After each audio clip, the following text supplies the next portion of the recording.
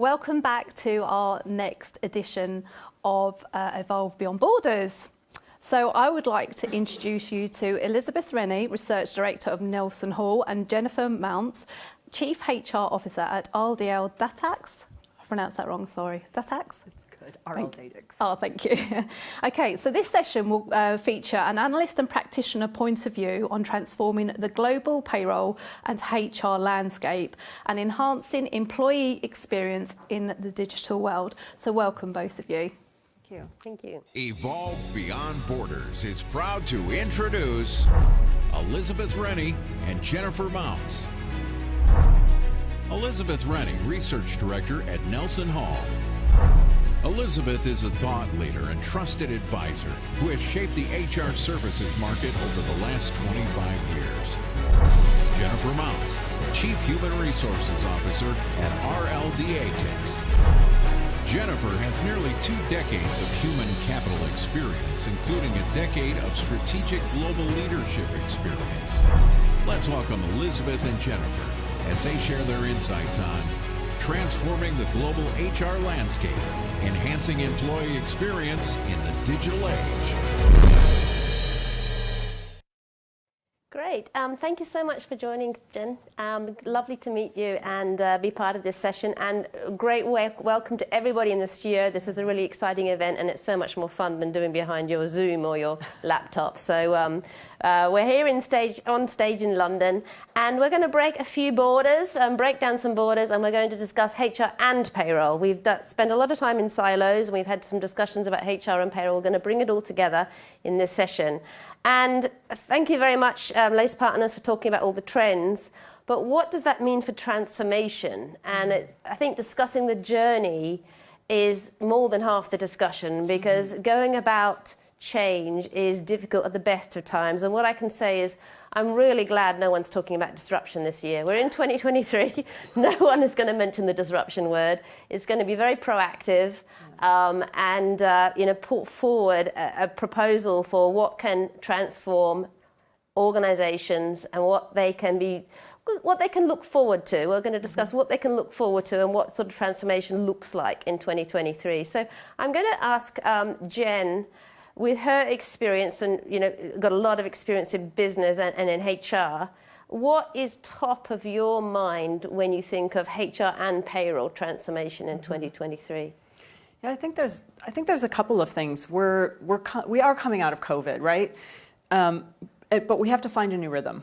We have to find a new way of moving forward. And I think the predictions that we just saw, the top 10, align to this so well. When we think about transforming, and we're moving out of COVID, we're moving into looking at cost cutting, and at the same time, cost of living rising.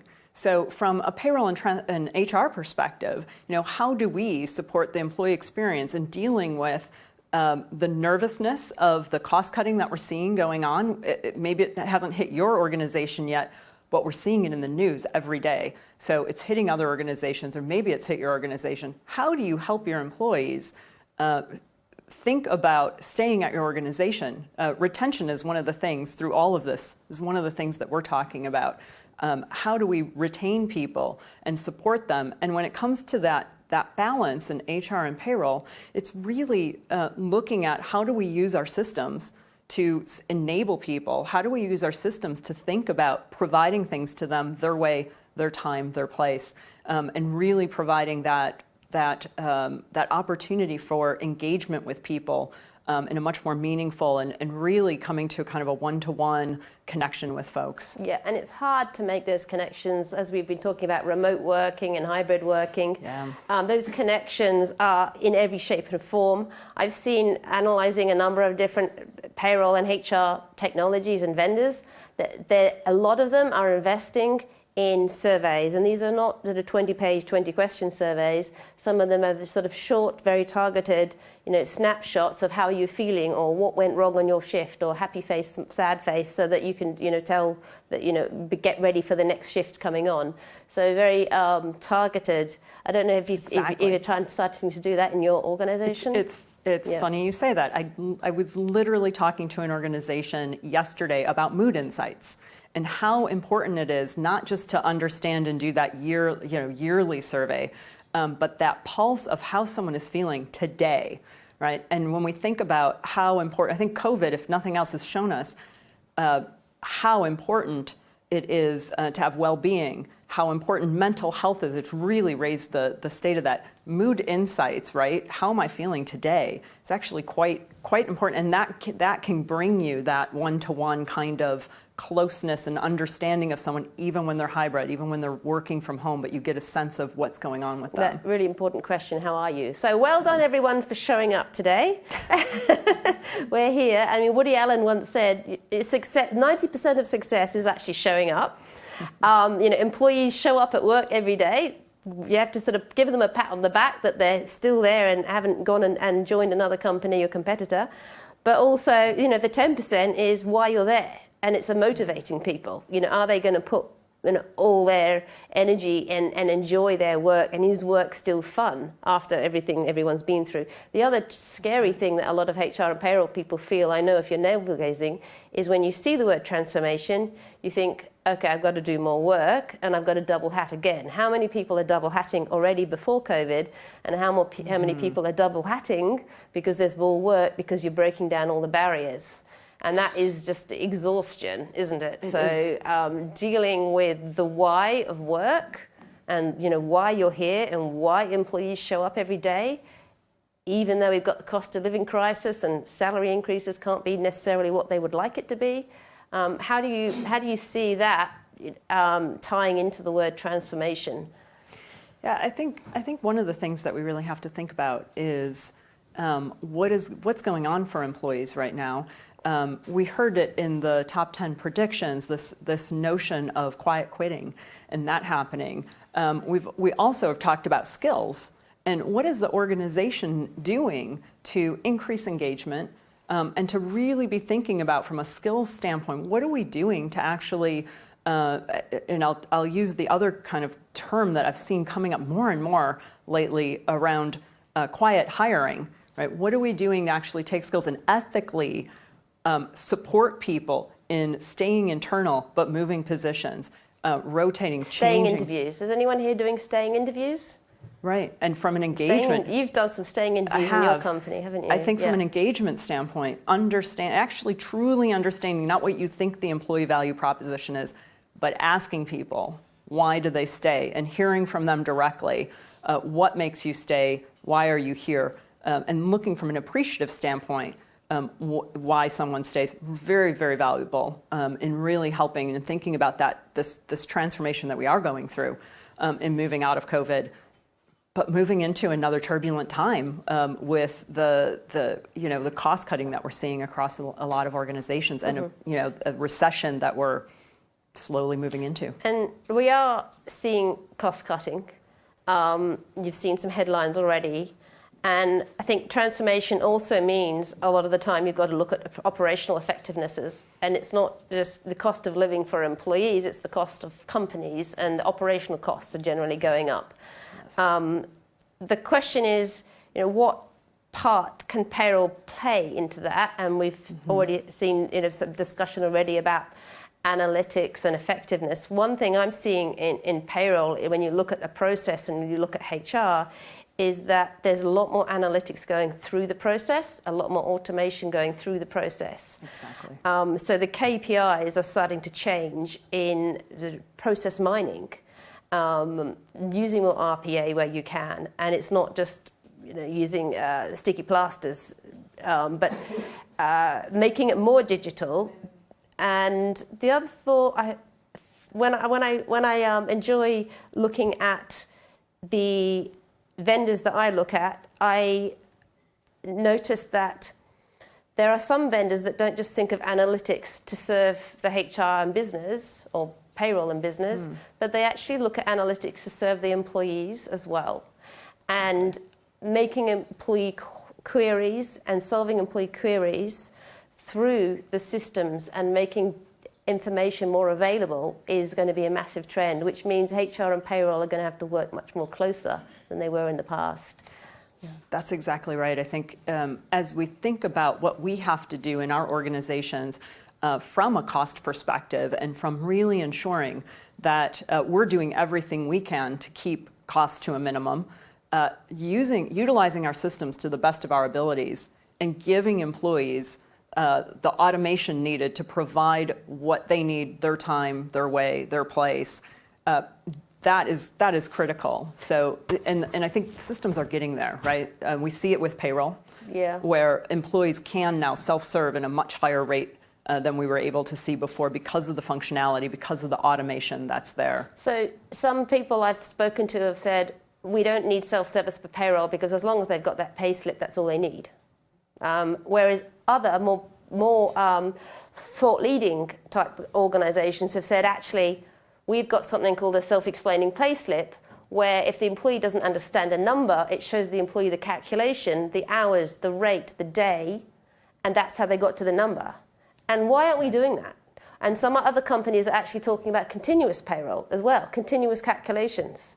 So, why does the employee have to wait to the end of the month? So I know Mel has been on some panels and we've had previous discussions at Evolve Beyond Borders about earned wage access. So we can spend a whole day discussing earned wage access. It is a trend and it is a hot topic, but I'd love to, that's another theme, and there's another theme in payroll where people are wanting flexibility and actually retention is an issue, and this can help with attraction for some of the companies. So that's what I've seen in payroll and how digital payroll is supporting attraction and supporting retention. So then, just in terms of the digital age and mobile experiences, what does good look like to you in 2023 for digital? I think organizations need to keep taking what they're doing from an application standpoint and driving it to mobile, right? Or our employees want to be able to access, again, I go back to their time, their way, their place, that's on a mobile device. And if it is not mobile ready and easily accessible, easy to understand, and not made for an app, but made for the phone, I think we lose folks. So I want to see that trend to continue to happen, where we're connecting with employees, we're connecting with them in the way they want. And that is the TikTok generation. So that is moving to mobile. Consumer grade is app ready, not mobile responsive. And that's the thing, right? We want to be able to be really moving to that place where it is intuitive for an employee to pick up their phone and get done what they need to do. Whether it's work is a part of life, not work-life balance. Work is a part of life, and if work is a part of life, then you need to be able to have one phone and handle so not 80 different ways of doing things, right? I want all in one place. Yep. And integration between HR and payroll? I think we need it more than ever, right? Especially because, and this came up in the predictions, data-driven insights, right? If we are going to make data-driven insights and we think about the employee life cycle, you're starting from pre-hire all the way to alumni of an employee, then you have to factor in time off and attendance, which factors into payroll. You have to factor in if they're thinking about retirement, how much are they earning? How much could they be earning in the future? All of that comes in, and how do we, as an employer, support and have a duty of care to an employee to support them in understanding what they can do in the organization, but again, what they can do to progress, what they can do in the future. And I think as you put payroll and HR and all of the data accessible to you in a way where you can access it all in one place. And right? Have you seen what I've seen, which is where a lot of companies go through one technology change and call that a transformation, and they do another change, another transformation, where they now say we now have to realign all our operations, and we do that as a second step. Yeah, I think what I've seen in a couple places, they change systems, but they just lift and shift the data, and that's not transformation, right? When you change systems, or you think about integrating payroll, integrating to the HR system so that you can really look at what is happening with the experience of my employee, and can I make decisions based on what's happening, you have to think through from one side to the other and pull it together. I just lost my train of thought. No problem. So let's talk about what assumptions we used to make when we talked about HR and payroll transformation and what doesn't work anymore. We thought about this, right? I think one of the things that really, the first thing that came to my mind when we thought about what are the assumptions. A bad assumption is to think that now that we're over COVID, that change fatigue is going to go away, right? And I think that's one of the things, you talk about transformation, right? That's one of the things. You lift and shift data, it's not transformation, but to do big transformation takes a lot of change. It takes time. Change fatigue is not going to go away. We're going to continue to deal with this. So for employees and thinking about what can we do to support them, what are we doing about resilience? Are we staying on, just because we're coming out of it doesn't mean that well-being is over, right? Mental health isn't over. So what are we doing to support our employees in really managing for themselves, being more resilient, and really trying to, But you also have to look after number one first. And a lot of HR folk and payroll folk suffered really badly in COVID. I've heard horror stories. I can't tell you how many people have left our industry, left the payroll industry, have left HR because the brunt of things come on that. And so when I'm talking about resilience and well-being, if you don't fill your own bucket, you don't have anything to overflow to others, right? And we are a service. We are a service organization. We have to be making sure that we're taking care of ourselves. And this comes back to transformation and technology. What are we doing to make sure that we're getting rid of manual processes, we're automating to actually make our employees' lives easier and support them in doing more value-added work? Yeah, very nice. And then we were talking about attention spans. I mean, we're here in a TV studio now, so the world has changed. We've got a short networking break and some cocktails later, but what do you say about attention spans? You know, the world has gone toward ADD for everyone, right? Short attention spans, quick snapshots, quick sound bites. We were just talking the other day about sending communications out, and the era of the long newsletter with pages and pages, it's gone. When someone gets a 2-minute, I did this today actually, 2.5-minute video, and I turned it up to 1.5 speed. Because 2.5 minutes was too long, right? I wanted to watch it, but I wanted it fast because I needed to move on to the next thing. And you know, that's just a small microcosm of what we're seeing. So how do we get things to people in the attention span that they'll actually hold and grasp? I think it's really important as part of what we look at with technology. I've seen on technology side a lot of functionality is now being delivered through collaboration tools. They're looking at building integrations with Microsoft Teams, for instance. So that is an interesting area where the HR service is actually chatting to employees, for instance, through sort of a group chat function. Precisely. And actually it helps with connections. It's much more personal. Payroll as well, right? Yep. Payroll chatbots, making it much easier to connect with someone and quickly answer a question that they otherwise, and sometimes the chatbots just, it's automated, right? But they get their question answered and they get that answered again in a time frame and time of day even that just works for them. And the employee experience has changed because I have got better at communicating to chatbots myself. I know how I want to speak to a service agent. Like, pass me to a service agent quickly. I don't want to go through all these questions. So, you do get better at it. And I think people are also changing their expectations and how they engage with the business environment as well as with the HR environment. Okay, so transformation has been a very overused word.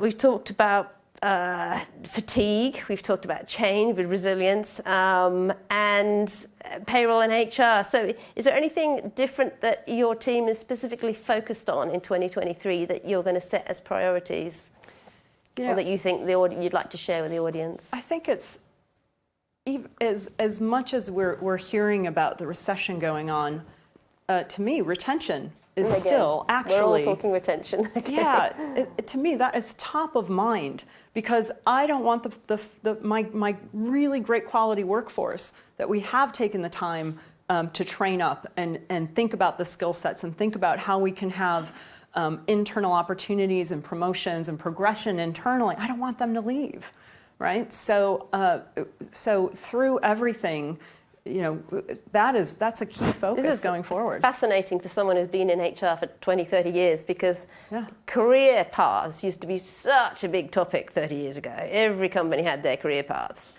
And what I've seen now is people are talking much more about careers and career journeys, and I haven't really heard that topic for the last 10 years. It's suddenly come to the top as well. It's come back around. It's come back. So it's come back around. very, very interesting. And benefits never used to be quite so big as it is now, and benefits teams are having to work twice as hard, no doubt, with costs increasing.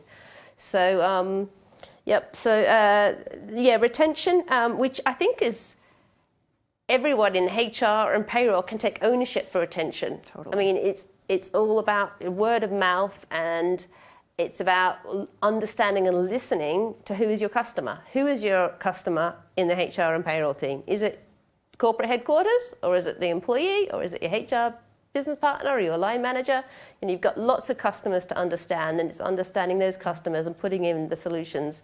Sometimes putting in the solutions at the employee as well as the corporate demands. So you've got sort of two levels of customers. Yeah, so the customers are changing, customers' expectations are changing. So that sort of wraps it up what we were going to discuss. Any thoughts on the predictions that were put up earlier? What rang true? Yeah, it's funny. I'm going to look at my notes because I took a couple notes while they were talking. I thought. Really, really on point with some of the things that we've talked about in terms of really having to think about the hybrid workforce. It's not going away. People don't want to come back to work, but at the same time, we know that collaboration and being face-to-face, coming and meeting and having connection is important. So how do we find the value add when we come together and we're in person, and how do we help employees do that? I think that's huge. On that topic, I've seen companies be really creative about why they come to the office. Yeah. And picking up those people who actually really have a need and a want and a desire versus is it a requirement, and tapping into the energy of the company. And the same with the change agenda. Some really amazing things and creative solutions have been enabled if you find that little pocket of the organisation where there's a bit of energy, someone's got a good idea, it's not their role, but hey, let's go for it. And you give them a voice. Exactly. What can happen? Anything can happen these days. So I would say if you've got a bit of energy, find it and use it, because that person clearly, or that group of people want to see change and want to promote change. And we need to be elevating those voices where they can help your organisation grow and innovate. So that's what my take was. So retention is a big topic. Even though there's a bit of a downturn and there's some laying off, I think it's a tale of two stories, where you're actually desperate to keep people, but you're going to have to do restructuring as well. So that messaging is going to be very delicate when you're doing restructuring and trying to keep people. So that process is going to be, if you didn't have to manage carefully on that process, you'd have to be very careful about how that's managed. And DE&I, any thoughts about that? Because that's a really interesting topic. DE&IB, shall I say? DE&I is table stakes today, right? I mean, if we are not thinking about, and if we don't recognize how important it is to have a diverse workforce, and to have a workforce that mirrors the population, I don't know what else to say. It's table stakes, right? And if organizations don't understand it, get them on the journey, right? Get them going, get them in that journey, because it's so important to our businesses to understand what it means to have diversity, equity, inclusion. And your company is in how many countries? We're in 8 countries. And how many of those are taking are they interpreting it differently in different countries, or do you have a global program? Well, we have both. We have both. So we have DE&I ambassadors in countries, and then we look at both globally what we should be doing, and then also the local nuance, because we have different cultures in different locations. Yeah. Okay. Well. Thank you very much for your time, Jen. This is delightful. Thank you. It's been absolutely fun and a great audience. I'm going to look forward to meeting every single person downstairs when we finished. And thank you very much, Mel, for allowing us and inviting us here today. Well, thank you so thank you. much. It was so interesting. And I will say that if I had a video for 3 minutes, I wouldn't watch it now. So you're so right. And wouldn't it be great to be in a situation where we don't have to talk about diversity? It's just the norm. Just everything is just normal. So thank you so much. Really interesting conversation. Thank you.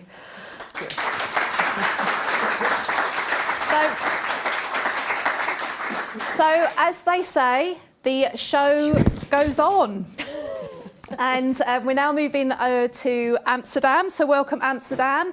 And just like the Eurovision, I'm really going for the Eurovision here. So welcome and over to you guys. Thank you.